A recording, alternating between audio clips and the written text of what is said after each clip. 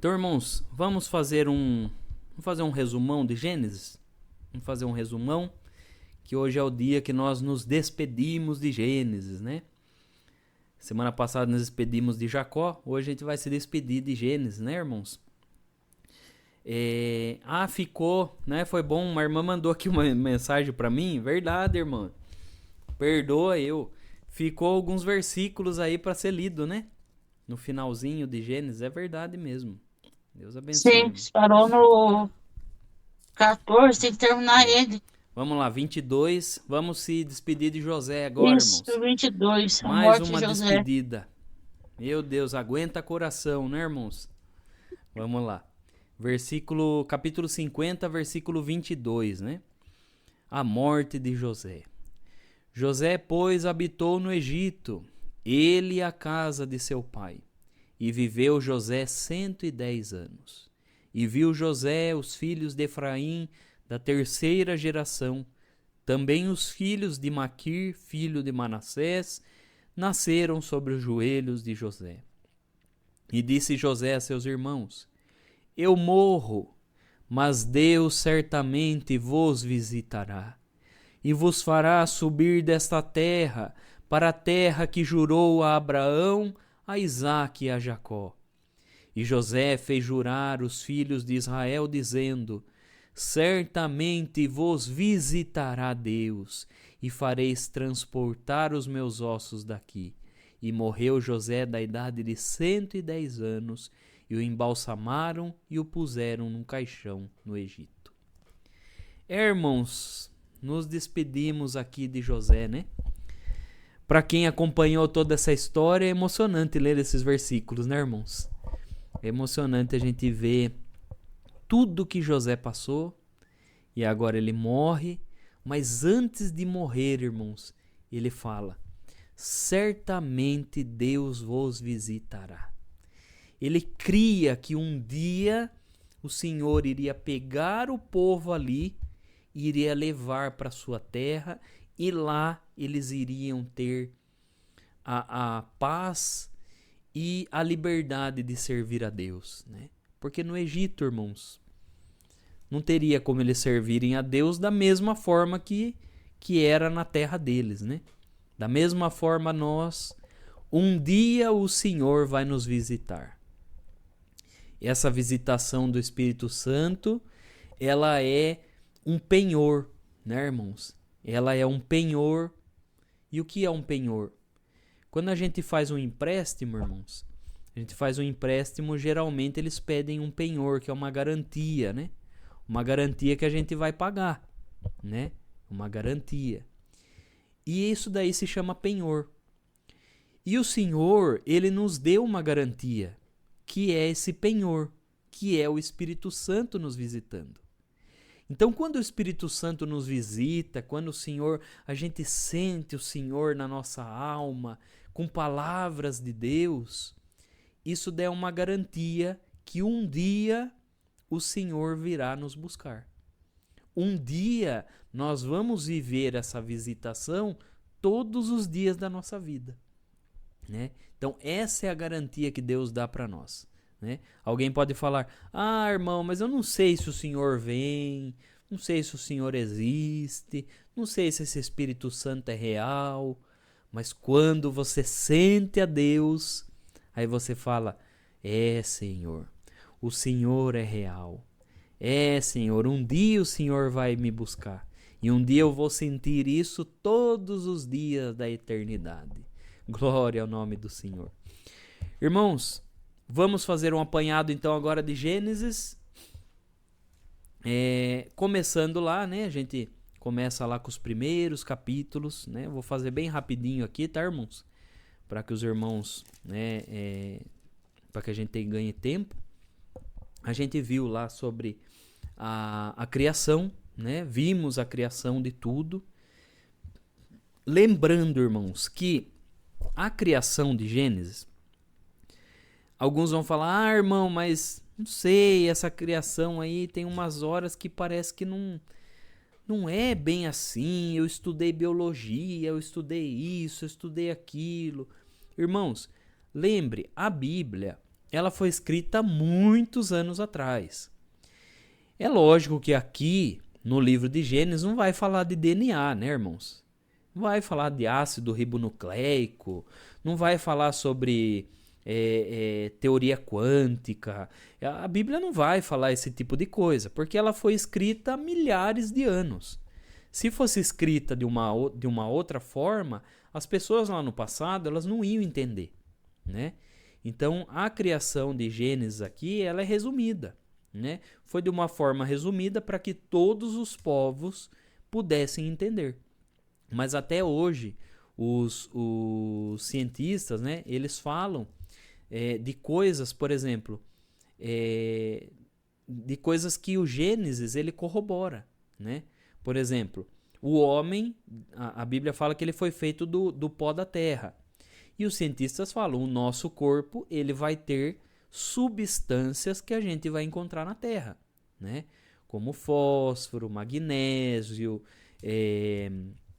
outras substâncias químicas nós vamos encontrar tudo dentro do nosso corpo, né? Coisa que nós encontramos no solo também, né? É lógico que a Bíblia não vai falar numa linguagem científica, ela não fala numa linguagem científica, né? Mas aquilo que ela fala dá pra gente ver que foi um resumo que foi feito e da forma que era para ser escrito, né? Porque senão, imagine, povos que viveram há milhares de anos atrás não iam entender nada, né? Então vimos a criação, vimos a queda, né? Lá no Éden, vimos como que o adversário tentou o primeiro casal humano, né? Como que eles escolheram o pecado. E alguém vai falar assim, mas se eu tivesse lá, eu não ia ter escolhido o pecado, eu teria escolhido Deus. Não, irmãos. Se nós estivéssemos lá, nós também teríamos escolhido. Porque hoje em dia, nós também, às vezes nós fazemos outras escolhas que não são sábias, né? Então, na verdade, Adão e Eva representam toda a raça humana, né? Toda a raça humana eles representam. Depois vimos que eles nasceram lá, né? Caim e Abel e tudo mais. Depois teve o dilúvio, né? E veja, irmãos, que o adversário, ele tinha medo de que ia nascer alguém que iria esmagar a cabeça dele. Lembra? A primeira profecia de Gênesis era: vai nascer da mulher uma semente que vai esmagar a cabeça da serpente. E lembra que todo mundo que nascia, que era bom, o adversário achava que era essa pessoa, ia lá e fazia algo. Por exemplo, nasceu Abel. Ele achou que Abel era o descendente. O que o adversário fez? Influenciou Caim para que matasse Abel, né? Aí foi passando, chegou o dilúvio. Antes do dilúvio, o que o adversário tentou? Corromper a raça humana. E depois tentou corromper o DNA da humanidade. Lembra? Quando os filhos de Deus vieram, tiveram relação com as mulheres e nasceram gigantes, né? Seres geneticamente modificados. O adversário tentando. Mas Noé, ele achou que era Noé, né? Então o que ele fez? Quando Noé foi salvo do dilúvio, o adversário, tentando de todas as formas, tentou corromper Noé com o vinho, né? Depois, o adversário tentou corromper a família de Noé. Aí tentou corromper. Lembra que Cão gerou Canaã, e de Cão e Canaã vieram os cananeus e começaram na idolatria, né? Depois o adversário tentou de todas as formas com a família de Abraão. Eles tentou com a família de Abraão. O pai de Abraão virou idólatra. Mas o Senhor tirou Abraão de lá, levou para uma outra terra e levou para essa outra terra a Abraão. E Abraão lá, ele tinha ele tinha a promessa de que viria um descendente. Mas veja que o adversário ele fica apressando as coisas, né? O adversário tenta apressar as coisas na nossa vida. E aí, por um descuido, Sara tentando fazer as coisas do jeito dela, colocando a mãozona dela, que a nossa mão é imperfeita, né, irmãos? Foi lá e entregou a serva para Abraão. Abraão também não soube falar não e acabou que cedeu e nasceu Ismael. Mas esse ainda não era o descendente. Aí nasceu depois Isaque. E Isaque, nascendo Isaque, teve lá a descendência dos filhos de Isaque. Mas devido a isso, o adversário colocou dois povos que eram contrários um ao outro. E hoje, irmãos, nós vemos hoje a guerra que nós estamos vendo hoje, a guerra lá entre os árabes, são os descendentes que vêm da linhagem de Ismael, né?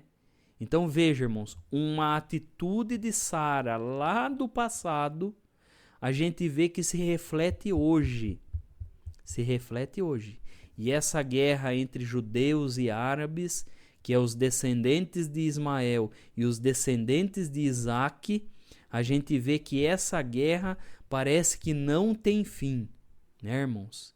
Não tem fim essa guerra.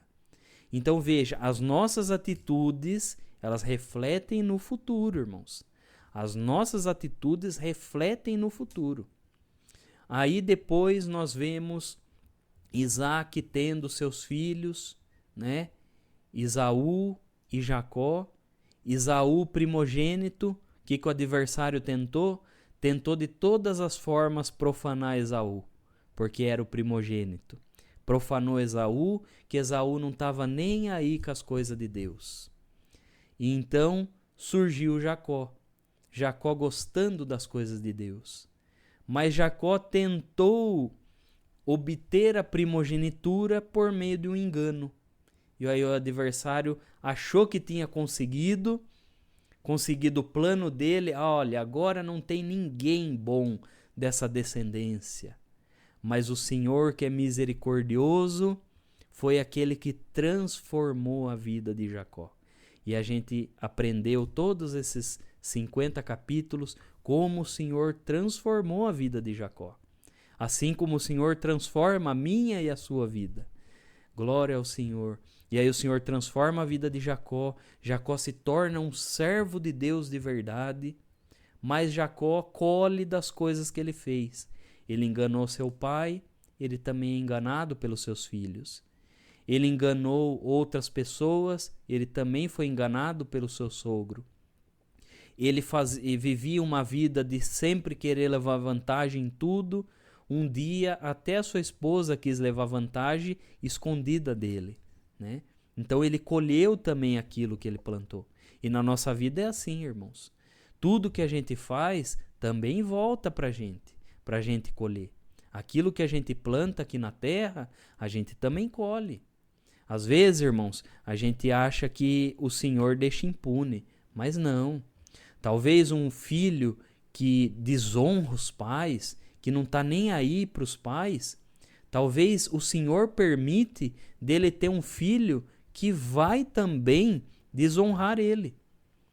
Isso nós vemos na vida de Jacó, né? A gente viu na vida de Jacó aí, e o Senhor permite esse tipo de coisa. Porque o Senhor, ele quer mostrar para a gente. Infelizmente, o ser humano, ele só aprende batendo a cabeça, irmãos. E o Senhor é tão sábio que o Senhor sabe disso. E o Senhor, sabendo disso, ele vai nos moldando. E aí a gente estudou também Jacó com todos os seus filhos daquele jeito, né, irmãos? Os filhos de Jacó fazendo coisas que, olha, só Deus na causa. Um filho saiu com a mulher de Jacó, o outro enganou o pai, o outro foi lá e quis matar todo mundo, lembra? Né? Quando foi lá, se eu não me engano era Simeão e Levi, né, irmãos? Foi lá, matou todo mundo da cidade. Aí depois o outro foi lá, enganou o pai, falando que o pai que o filho estava morto, vender o próprio irmão, né? Então a família de Jacó, irmãos, passou por muitas coisas. E aí isso nos ensina também, né, irmãos? Às vezes a gente acha que a família da gente tem que ser só flores e perfumes de rosas. E não é, irmãos. As nossas famílias também vão passar por situações que talvez a pessoa de fora olhe e fale assim: meu Deus, não acredito que é família de crente. Irmãos, mas isso está na Bíblia. E quando a gente aponta, irmãos, a gente aponta e a gente fala assim: mas olha, você viu o fulano de tal? Você viu o irmão fulano? Vou falar um nome fictício, tá, irmãos? Vou falar um nome fictício. Você viu a família do irmão Sebastião? Meu Deus do céu, olha o que virou. Olha, a filha fez isso, olha, o filho fez isso, e não sei o que, não sei o que. E a gente aponta, né, irmãos? Mas, irmãos, a gente não deve fazer isso. Não deve fazer isso. Porque talvez, se a gente vivesse na época de Jacó, a gente ia apontar para a família de Jacó e ia falar assim: você acha que a família de Jacó é Deus que escolheu? Até parece, olha, os filhos dele só faz coisa errada. Irmãos, imagine se a gente vivesse naquela época, irmãos. Você já pensou? Se a gente vivesse naquela época, a gente ia estar julgando um patriarca que Deus escolheu, né? Então, irmãos, por isso que eu sempre falo, os nossos encontros bíblicos que a gente faz aqui, toda vez eu falo assim: irmãos, vamos parar de julgar, vamos parar de ficar apontando. E não é passar a mão no pecado, irmãos, isso não é. É questão de a gente ser coerente. Coerente. Lembra a semana passada? Acho que foi a irmã Celinha, né? Que perguntou lá sobre a mulher adúltera, lembra? Infelizmente, irmãos, que nem aquela pergunta que a irmã Celinha fez, que semana passada a gente deu aquela explicação, né?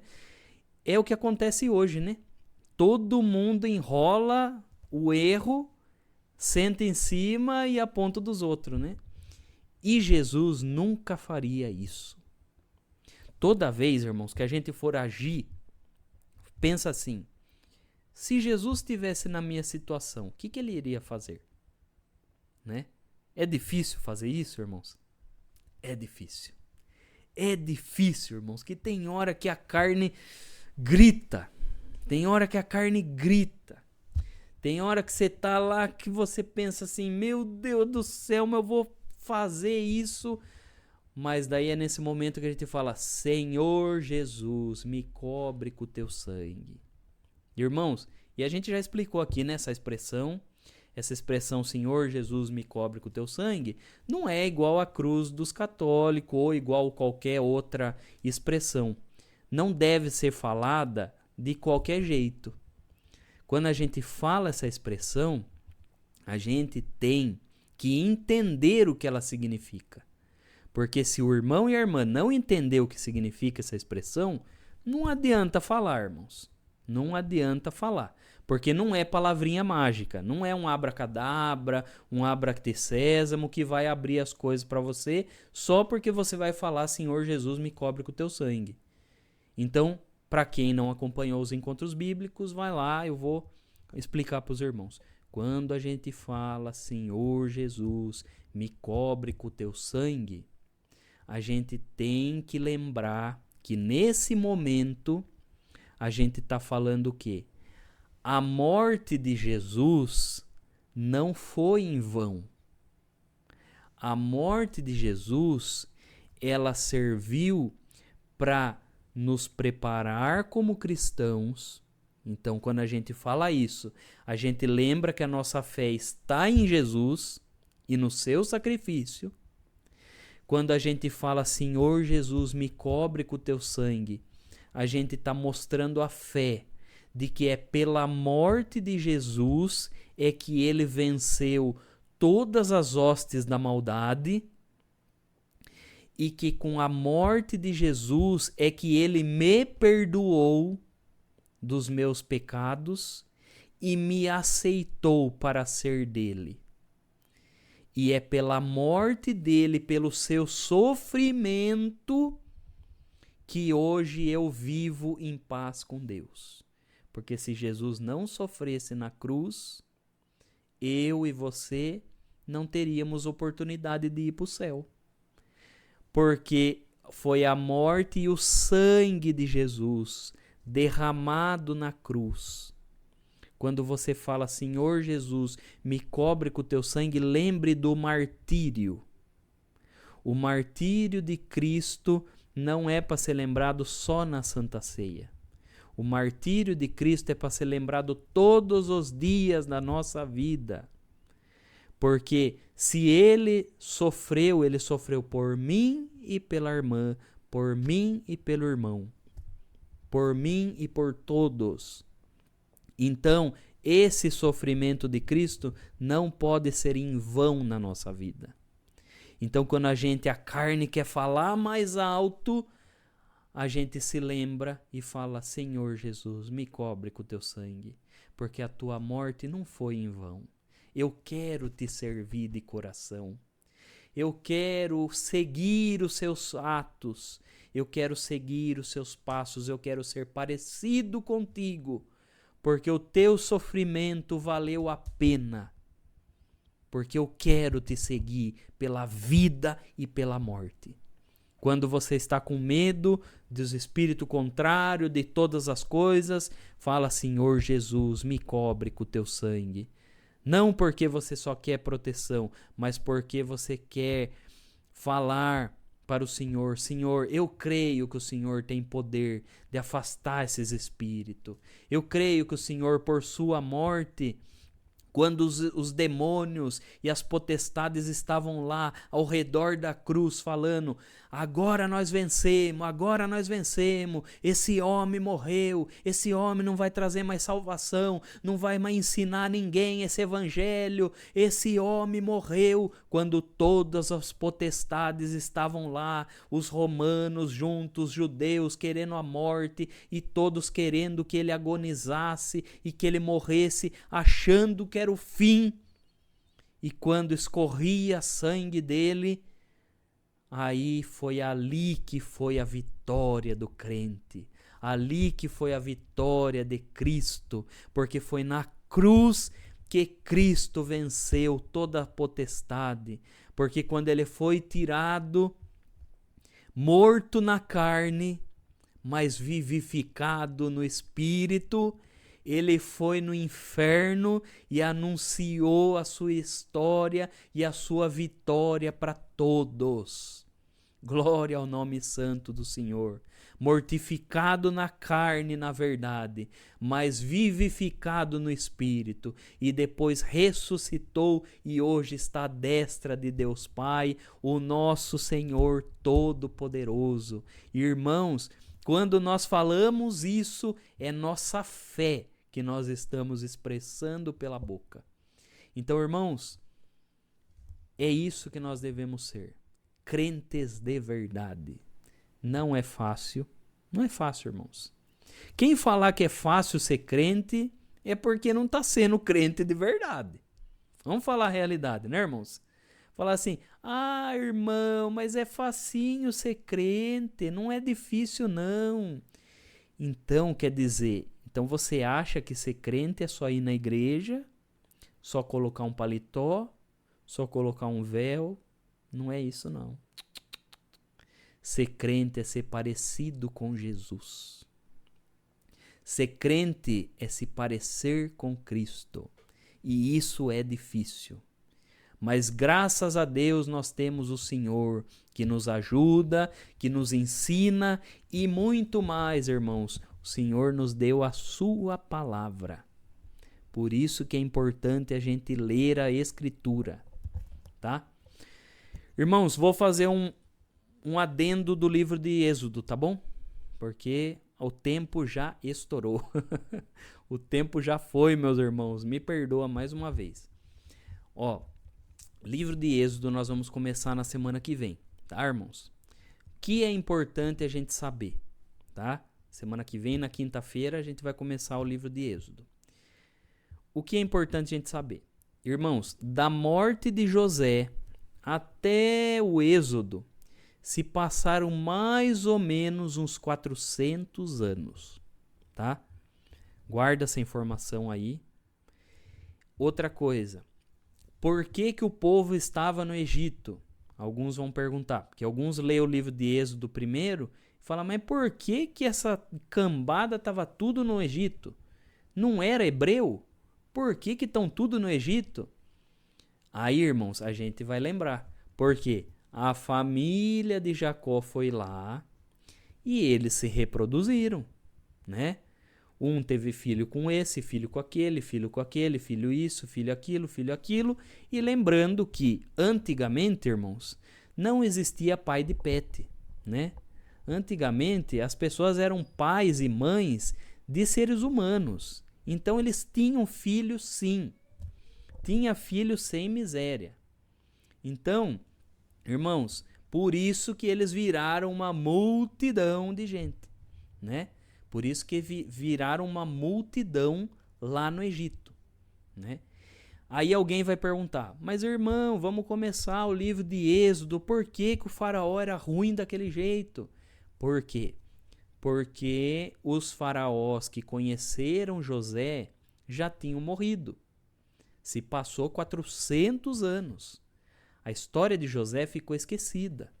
E como todo rei e todo governante, e até hoje todo presidente, ele tenta esquecer a história do governante passado, né? Eu falo assim, irmão, eu desisti de política há muito tempo, né? Mas veja, um presidente cria Minha Casa Minha Vida. Aí o outro presidente é o mesmo programa, ele dá outro nome, é Casa Verde e Amarela. Aí o outro volta, daí vira de novo Minha Casa Minha Vida. Entendeu? A mesma coisa acontecia no passado, irmãos. Nada mudou. Um faraó contava uma história. Aí a hora que ele morria, o outro subia no poder. Se não fosse parente, nem lembrava do outro faraó. Esquecia a história dele. E é assim que aconteceu sucessivamente. É por isso que o faraó do Êxodo, ele nem queria saber de José, que José salvou o Egito, e José isso e aquilo, nem queria saber, tá? Então essas informações aí são informações básicas, tá, irmão? Semana que vem eu prometo, meus irmãos, que eu vou falar menos, tá? Prometo, pelo amor de Deus. Os irmãos me perdoam, viu? E perdoa, porque se vocês não perdoarem, vocês não vão entrar pro céu, viu? Então, irmãos, então vamos semana que vem, quinta-feira, tá, irmãos? Quinta-feira, nesse mesmo horário, às 20 horas, tá? Só não vou falar que é o mesmo canal, tá? Nesse mesmo horário, 20 horas, nós vamos começar o livro de Êxodo. Daí eu já dou um apanhado geral de novo no livro de Êxodo para os irmãos acompanharem, tá? Os irmãos me perdoam, falei muito, já é mais de 10 horas. Então vamos buscar a Deus em oração. Vamos agradecer a Deus por esse encontro bíblico que foi lindo, o que Deus fez com nós hoje. Que vai ficar para a história. Essa finalização do livro de Gênesis. Eu já tô com saudade do livro de Gênesis, irmãos. Eu sei que tem muita gente aí com saudade. Vimos 2 mortes hoje, né, irmãos? Vimos lá o enterro de Jacó e vimos o enterro de José, né? Mas foram servos de Deus que nos ensinaram muito, muito. Então, irmãos, continue lendo a Bíblia, continue lendo a Escritura, não largue de Cristo, não largue de Jesus. Seja um crente bom, seja um crente fiel, seja um crente que faz a diferença na igreja. Essa é as lições que nós aprendemos hoje. E a lição de casa que nós vamos ter é: assim que for congregar, exerça os seus dons. Os dons que muitas vezes não são vistos e nem ouvidos. Os dons de ajudar, os dons de abraçar, o dom de não julgar, o dom de edificar e o dom de ficar calado, porque tem gente que não tem esse dom, irmãos. O dom de ficar quietinho, porque tem hora, irmãos, que tem hora que é só ficar quieto. Tem hora que só resolve ficando quieto. Não é? Então, irmãos, vamos exercitar esses dons de Deus, tá? E seja um crente que faz a diferença na igreja. Já tem gente demais chutando para fora. Já tem gente demais julgando a saia dessa, julgando o cabelo daquela, julgando o short desse, julgando a calça desse. Julga a calça do irmão, julga o short do irmão, mas a hora que vai lavar o quintal, ele dobra a calça igual um shorts. Ou seja, dá no mesmo. Então, irmãos, a gente tem que ser coerente. Temos que ser crentes sábios. Crente com sabedoria. De crente chato já tem muito, tá bom? Temos que ser crentes que Deus vai falar: esse meu servo, eu confio nesse meu servo. Ele vai edificar minha igreja. E aí o Senhor vai preparar uns cultos para nós, que a gente vai, e não precisa ser nem culto lotado, irmãos. Precisa ser um culto de Deus. E às vezes na sua comum, que é vazia, você vai exercer mais os dons do que naquela igreja que está entupetada. Tá, irmãos? Leve esse conselho para a vida. Leve esse conselho para a vida. E nós estamos precisando disso dentro da congregação. Nós estamos precisando de edificação espiritual dentro da congregação. Tá, irmãos? É isso que nós estamos precisando. A igreja tem tudo para crescer. Tudo. Nós estamos precisando disso. Ah, irmão, mas nós estamos precisando de muita coleta, estamos precisando de muitos prédios e templos. Não. A gente está precisando de amor. A gente está precisando de comunhão. A gente está precisando de um ajudar o outro. A gente está precisando de um abraçar o outro. E se a gente fizer diferença aqui embaixo, irmãos, um aqui debaixo de nós, aqui que se ama, que quer o bem um do outro, chega lá em cima e ministra no meio de todos. Tá, irmãos? Então, se nós aqui embaixo, que não tem ministério, não tem nada, a gente for esse tipo de crente, um dia o Senhor levanta um de nós aqui e faz